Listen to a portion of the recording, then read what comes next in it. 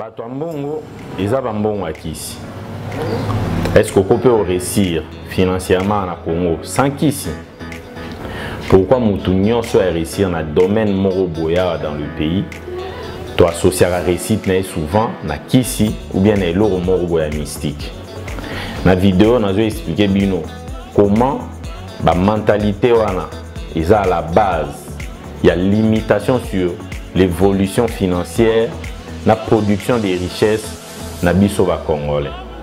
Na rosengola la vidéo bien, na partager na yo petit titre il y a livre moko na tanga et marquer vie na jamais peut modifier ba système ba croyance na ba mentalité wana. Et puis na suka na boyebisa bino projet oyo chaîne na bino RD Congo investir et explorer et zanango dans les prochains mois. Alors, ça peut vous intéresser pour intégrer aussi club, il y a entrepreneurs congolais qui créer dans les prochains mois. Vous pouvez s'abonner ou activer la cloche à notification pour ne pas rater le roté par rapport à l'évolution de Macambo.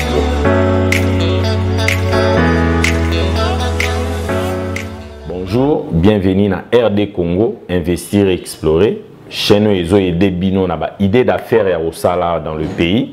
Ils ont permettre bino pe de découvrir pays na bino. Na province, ba différentes villes, na ba villages très reculés pe ndeni beaucoup profiter na ba affaires.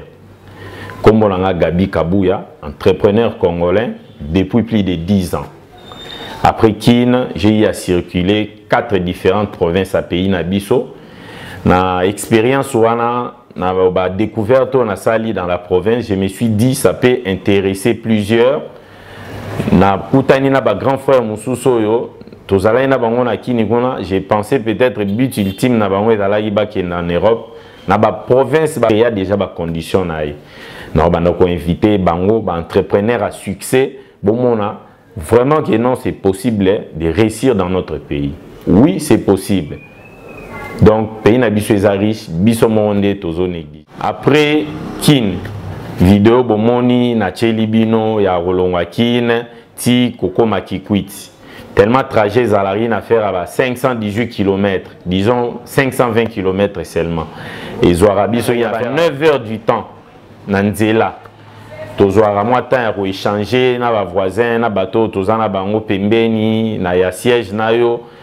Na ba échange wana na monaka soito koti na sujet ya makamwa mbongo souvent mingi parce que ils a troisième fois salema balobara jamais ozwa mbongo ebele na Congo sans simbakisi et ko rappeler nga livre moko na tanga ya un pasteur à comment ba colonisateur tango baye na ba enseignement oyo ezalaki mal donné ba conditionner système à penser na biso to associaka réussite financière ou réussite kara ya mutu na eloko mobo ya mystique. Landa vidéo tina suka nazo peso titre ya nini wana na expliquer on sait que moi j'avais compris par rapport ya ba explication na ye. A expliquer nyonso ezo banda pa ba enseignement ya mabe oyo ekota na mitu na biso tellement RD Congo est un pays majoritairement croyant. Babiloro nyonso ba associé nango richesse na mabe morobo. Il est difficile pour un riche d'entrer dans le royaume des cieux. L'argent est la racine de tous les maux. Proverbe ya riche na pauvre Lazare. Nyonso wana et conditionna penser na biso de manière à qui toi associaka richesse na eloro morobo ya mabe. Donner l'eau à ma B parce que ça va nous empêcher. C'est difficile pour qu'un riche d'entrer dans le royaume de cieux plutôt qu'un chameau de passer dans les trous d'une aiguille. Bilo wana nyonso et conditionner le système à penser na biso toza na perception à ma B ya mbongo. Donc façon comme on a ma B ya mbongo na réussite financière. Qu'est-ce que ça a créé? Donc cette mauvaise perception là influence votre conception.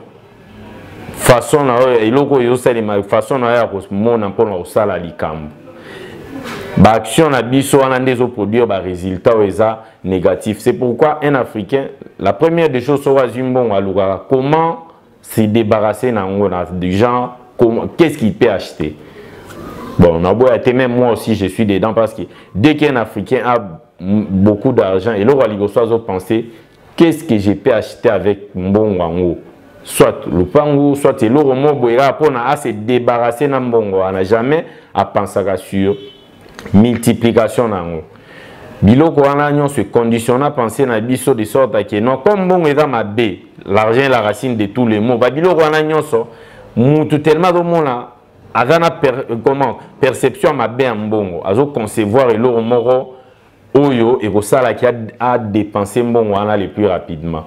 D'ailleurs meka ko illustre ngo na ba exemple mora lobaki 80% ya bateau ba gagnaka na loto. Ba perdara nyonso en moins de 10 ans, je crois. Ils ont tout perdu en moins de 10 ans. C'est ça parce qu'on a une mauvaise perception de l'argent. La perception influence notre conception. Cette conception-là influence aussi notre action. C'est l'action que nous posons qui nous envoie des résultats. Dans mon agipé, juste tout début, on a bandi, Moussala. Place où on a bandaki, le frère on a koutaki wana, tellement dans la perception ma bé à mbongo. Ba proposer Moussala tellement to bando sala misala na la province, to bana vraiment na village, ils ont même pas na ville la province mais na village. Ba proposer Moussala réalité na perception ma bé à mbongo. Tant on bâtit les responsabilités moi mbongo parce que première fois on a payé na mon mbongo à valeur à $7 000, na mbongo on est 2 millions bâti lui au gérant pendant longtemps. Na ba début. Tellement il y a une perception à ma mbongo à mon aki jamais bon et belé boego à la normal et zara ya kisi. Le frère a dû demander que non azong atikane musala azonga parce que ba memi na bon et belé bon à l'intérieur dans un village très reculé en fait fond c'est que valingi peut-être balé qui sai. Mais ce qu'on a perception bien mbongo parce que ngai les livres natanga yango déjà na ba période wano na lingai na banda musala. Na comprenez que non bon mais juste fruit ya travail. Na éviter quand na bino mais naturellement on n'a jamais ngumo ya sanza mbongo à part na ba théâtre. Même environnement na bando pegisanga na ba début na ba faire souvent na bando collaborer na bateau au bazar moi beaucoup plus stable dans les quartiers ka bande coller bango ba étiquette à bateau bazar na ba kisi na ba sciences occultes et tout. Mais nous collaborer na bango mais na mon elo remonta mystique na mbongo eza fruit ya travail. Ba pesinga responsabilité wana na ndima ki yango parce que na mona ke lo moko to eza mystique na mbongo. Biloko wana nyonso les livres soki bo meki ko tanga ngo ou bien ko landa ngo d'ailleurs support na ngo pe audio ezali eza pe na internet awa soko beti maintenant ça suffit il faut que ça change. C'est un livre. L'auteur c'est Pasteur Yvan Castano. C'est un livre vraiment très édifiant et qui aider à modifier la mentalité na yo, au surmonter kobanga makamususo na mona batu bazala nango même PC boya lobié au nom de Jésus. Donc biloko wana nyonso et ko aider bino pour comprendre vraiment comment ba conditionner le système à penser na biso oyo ils ont influencé ba action tozo sala yango moni sur bateau yo bazo prospérer bazo évoluer na production en richesse ba africain ba mingité parce que toi associé à mingi mbongo na mabe dès que quelqu'un a quelque chose il cherche à s'en débarrasser en achetant quelque chose. Bon en acheter c'est pas mal mais ce qu'on sombi dans le but à produire du sous plus c'est mieux mais au monde à l'africain il l'achète pour peut-être avoir sa résidence et quand il ne peut plus évoluer avec tout ça. Na partager na bino na ba vidéo union sur l'immobilier parce que l'immobilier ça dépend de comment tu veux acheter. Comme tu vas acheter le bien pourquoi? Pour le faire en faire ta résidence ou bien pour que ezala source moro ya production na yo. Nous sera dans la prochaine vidéo déjà première partie ezala qui deuxième partie zoya tokolo belango. Mais je vous recommande vraiment bokende même sur internet asobo beti parce que ngape na musala moko occupé nga mingi na zwara temps ya rotanga vraiment te na landara souvent ba livre wana ya audio avec l'internet on peut tout maintenant au rolanda livre wana ya audio du début à la fin ça t'explique comment ba conditionner l'homme noir à associaka richesse na mabe moko. Dans le Béasikoyo, projet Oyo, chaîne Nabino, RD Congo investir et explorer et zanango. Tout ça, Nazade Anakatia pour élaborer en haut, il fallait évaluer le mot vraiment bien structuré de sorte à que inspirer vraiment confiance là-bas, bateau va intégrer. Tous les autres nations, bah ça là déjà le Corana, club n'a pas entrepreneur, de sorte à que club et entrepreneurs ils soutenir bah projet. Tout notre objectif il y a né, chacun doit avoir un terrain. Objectif il y a tout un intervalle à 3 ans, 4 ans, chacun doit avoir un terrain. On est peut-être 70 personnes dans le club. Sortir directement un montant 2500 peut-être et tout évaluer valeur à terrain.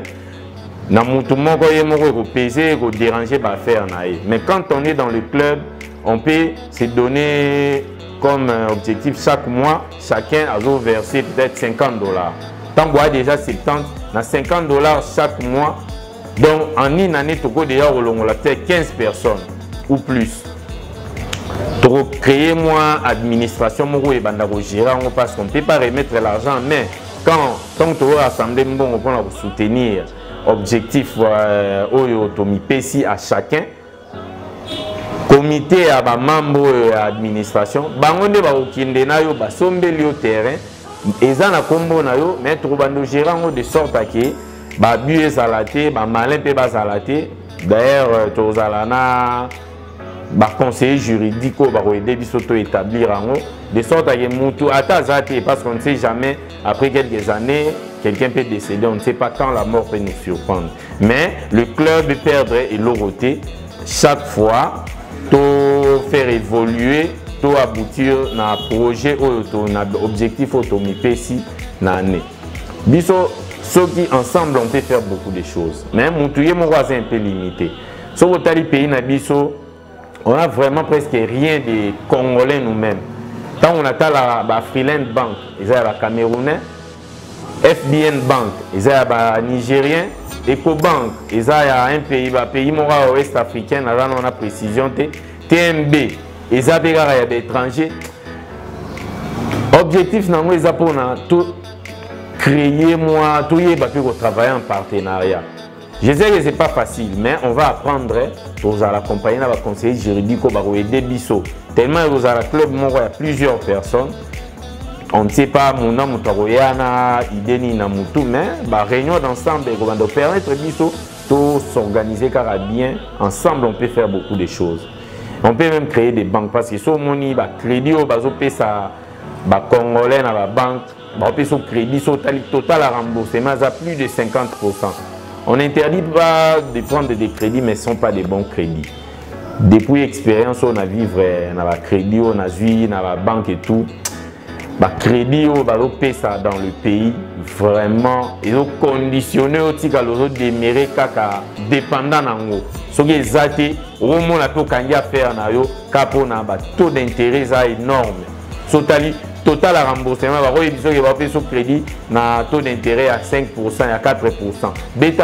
Chaque mois, total à remboursement, au moins on a vraiment remboursé plus de 50%.